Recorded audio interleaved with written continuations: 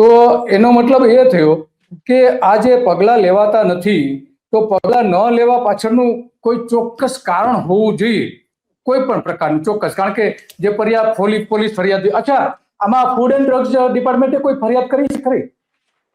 Food and drugs department ત્યાં એફએસએસએ ના અધિકારી ઉપલબ્ધ હતા. એફએસએસએ ના અધિકારીએ જેનું સેમ્પલ લીધું, 2 સેમ્પલ અમે લીધા. એ સેમ્પલને અમરેલી ટેસ્ટિંગમાં મોકલ્યા. ટેસ્ટ રિપોર્ટ આવ્યો અને ટેસ્ટ રિપોર્ટ બાદ એમને ખરેખર પેલા અમને એવું કીધું, જ્યારે પોલીસ અધિકારીને મેં કીધું ટેન્કરને રોકો, તો જાણવા જોગ ફરિયાદ અમારા પાસેથી લીધી હતી કે તમે જાણવા જોગ આપો, પછી જો દૂધ ખરાબ નીકળશે તો આગળ ફરિયાદ નોંધીશું. આવું મને એને કીધું હતું પીઆઈએ. બરાબર.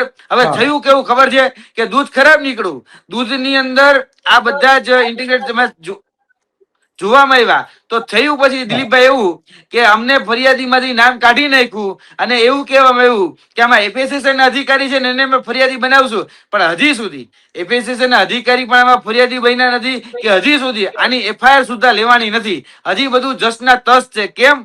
કારણ કે આ સહકારી ક્ષેત્ર જે છે એ સહકારી ક્ષેત્રમાં જોવા જઈએ તો આ જે ડેરીઓ છે, બરાબર, જે 4 સહકારી ડેરીના મેં નામ દીધા,